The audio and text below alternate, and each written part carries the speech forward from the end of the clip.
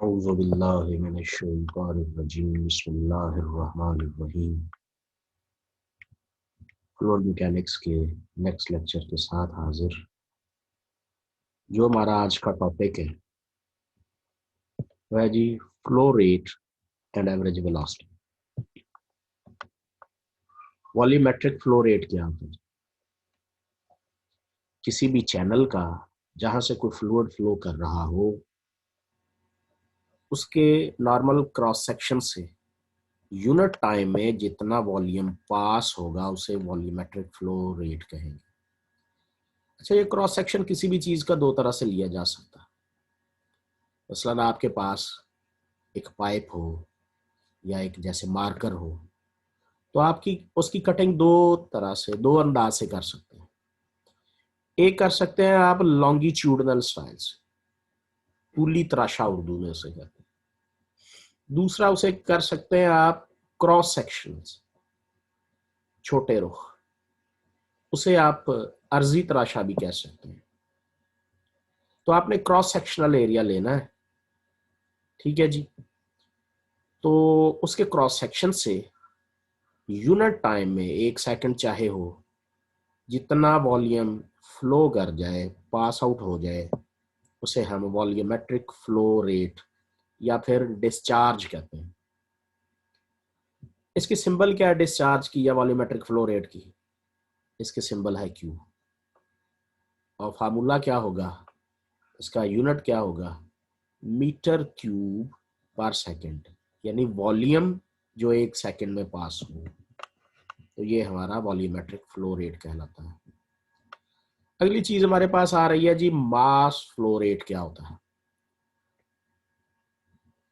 Normal cross section area ले channel से जितना मास यूनिट टाइम में पास आउट होगा वो मास फ्लो रेट होगा।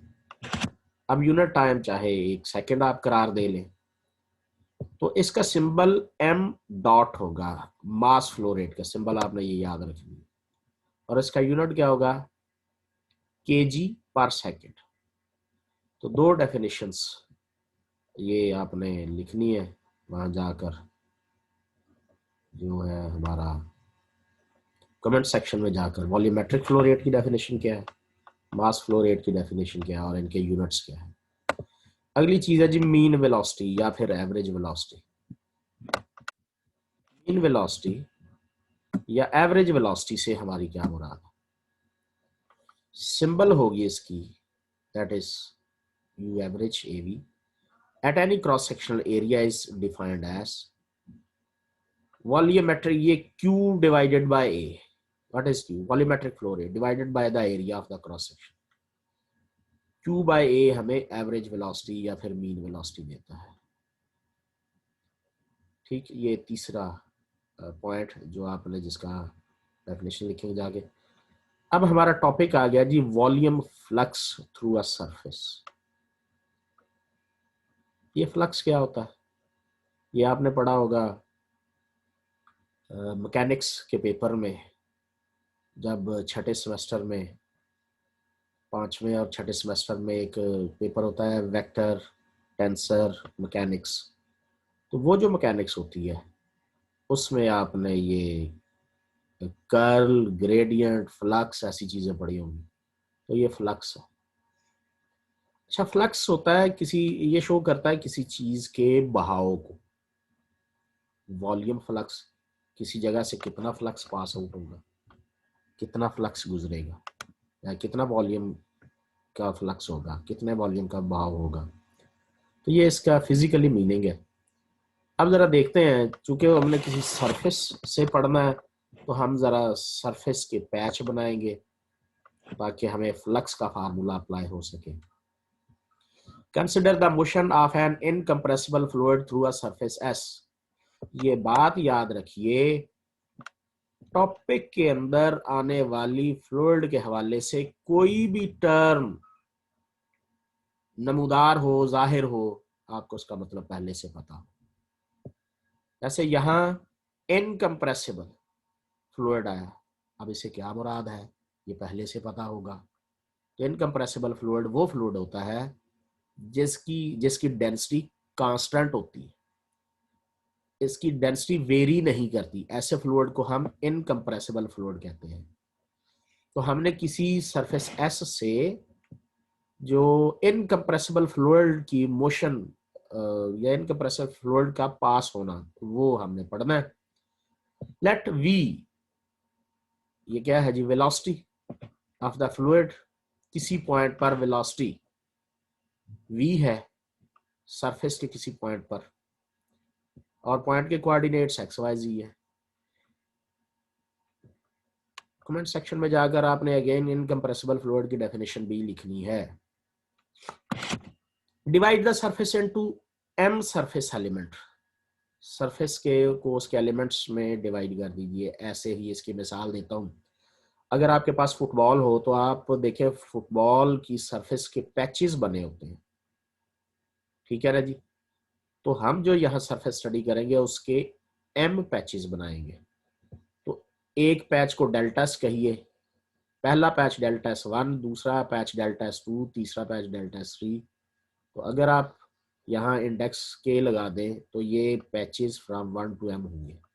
अगर आप के को वैल्यू 3 दे तो इसका मतलब आप थर्ड पैच की बात कर रहे हैं, के को वैल्यू 2 दे तो इसका मतलब आप सेकंड पैच की बात कर रहे हैं, और अगर आप के को वैल्यू 1 लगाते हैं तो इसका मतलब है आप फर्स्ट पैच की बात कर रहे हैं, और अगर m लगाते हैं तो इसका मतलब mth पैच की बात कर रहे हैं।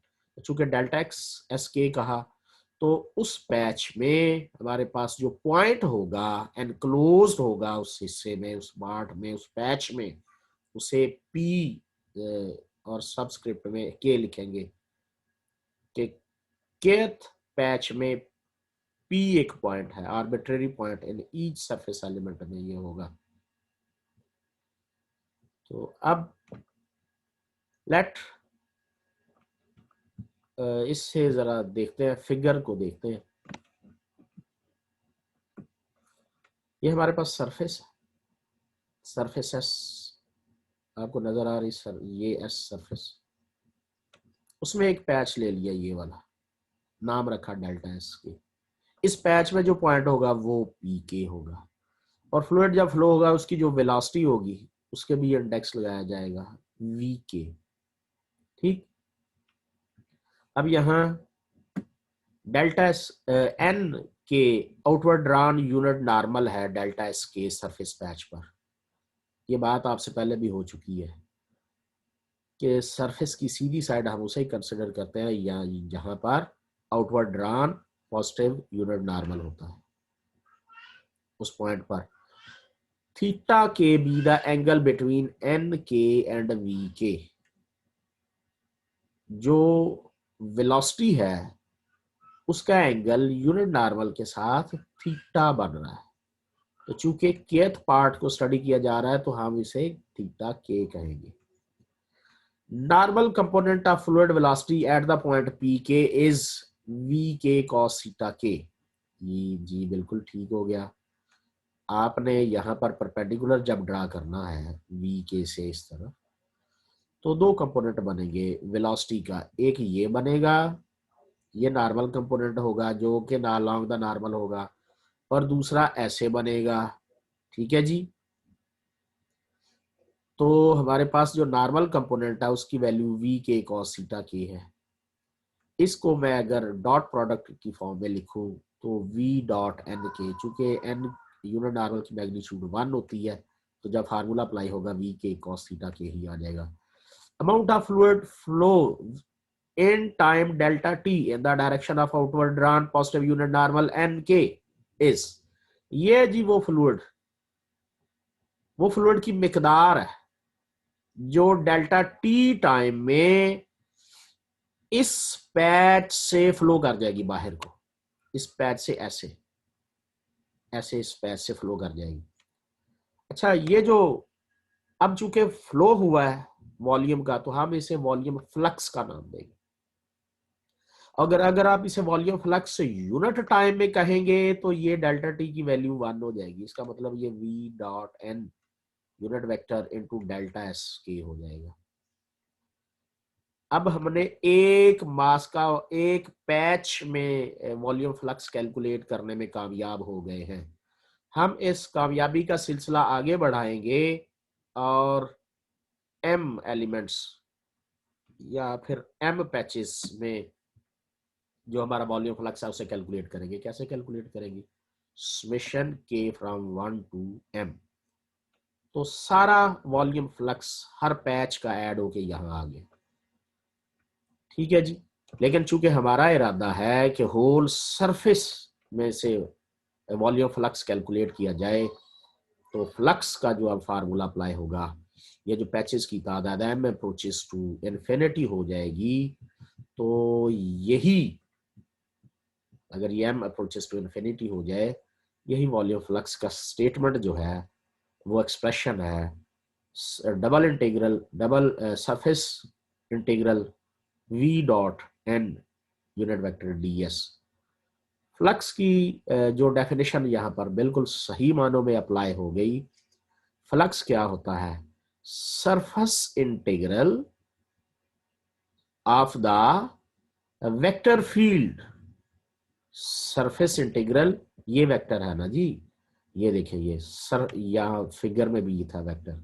Surface integral of the vector field over the whole surface. ठीक। अच्छा, ये हमारे पास वॉल्यूम फ्लक्स का एक्सप्रेशन हासिल हो गया। यस दिस, ये इस वक्त आपको स्क्रीन पर नजर आ रहा है। इसी से अब हम बनाएंगे मास फ्लक्स। मास फ्लक्स का जो हमारे पास एक्सप्रेशन बनेगा, तो हम ये जानते हैं ये बात कि हमारे पास किसके बराबर होती है, फार्मूला क्या होता है डेंसिटी का? मास एम ओवर वी। डेंसिटी का फार्मूला एम ओवर वी।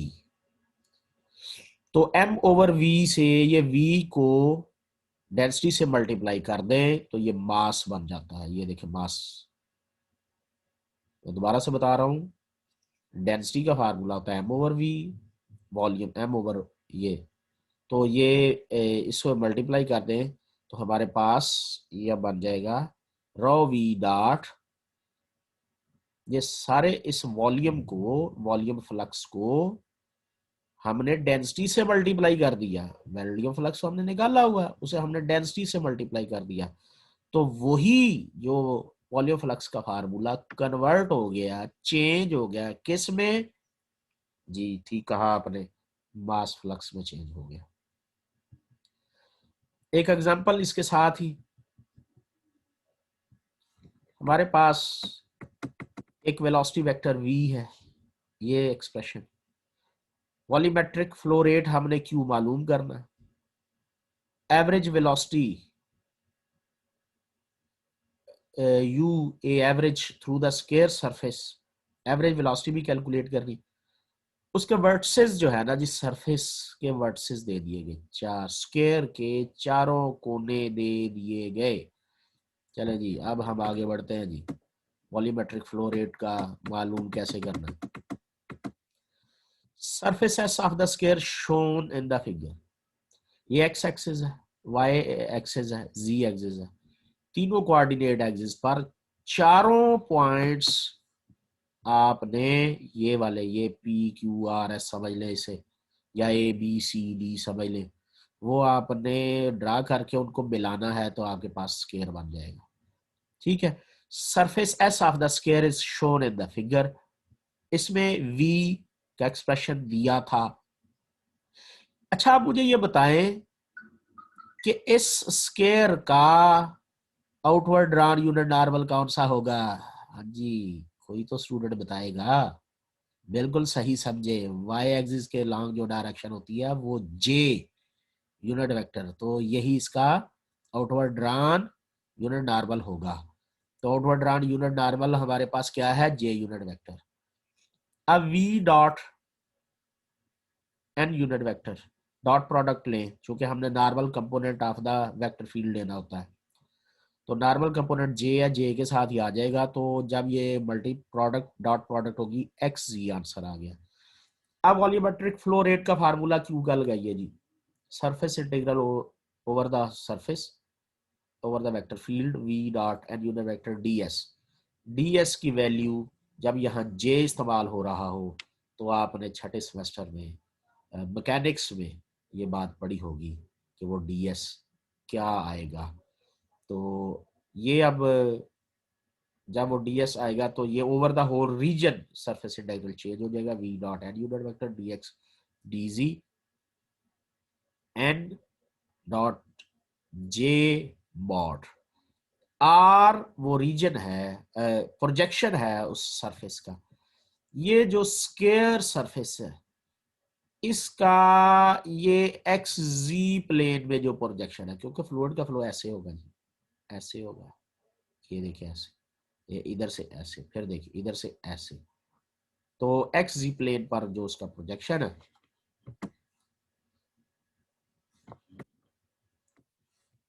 अब वहां पर कीमतें लगाएं क्यू की। वी डॉट वो जे हमने कैलकुलेट किया एक्स जी, तो डी एस की value D x D Z आ जाएगी। तो इसमें हमारे पास अलोंग द एक्स एक्सिस ये देखिए ये कितना डिस्टेंस है 2 यूनिट का, यहां से भी देख लें, ये इसके पैरेलल लाइन, ये एक्स एक्सिस 2। ठीक है जी, अब जी के अलोंग जाएंगे तो हाइट ये देखिए ये भी 2 यूनिट, 2 यूनिट की है। तो इसका ये मतलब हुआ कि हमारे पास डबल इंटीग्रल के लिए फ्रॉम 0 to 2 लिमिट्स आ जाएगी एक्स डी जी। पहले with respect to x integration limits put कीजिए, फिर with respect to g integration limits put कीजिए। 4 मीटर क्यूब पर सेकेंड हमारे पास इसका वॉल्यूमेट्रिक फ्लो रेट आ गया। एरिया ऑफ द सरफेस 2/2, क्योंकि एक साइड भी 2 दूसरी साइड भी 2, तो स्केयर है, स्केयर का फार्मूला साइड इनटू साइड होता है, 4 मीटर स्केयर आ गया। एवरेज वेलोसिटी अब कैसे कैलकुलेट होगी? एवरेज वेलोसिटी का formula volumetric flow rate divided by the area, 4/4 divided by 1 metre पर सेकेंड। ये जी हमने एवरेज वेलोसिटी कैलकुलेट कर ली। ये था हमारा आज का लेक्चर। इंशाअल्लाह अज़ीज़ हम बाकी question of continuity next lecture में डिस्कस करेंगे। आज का इतना ही।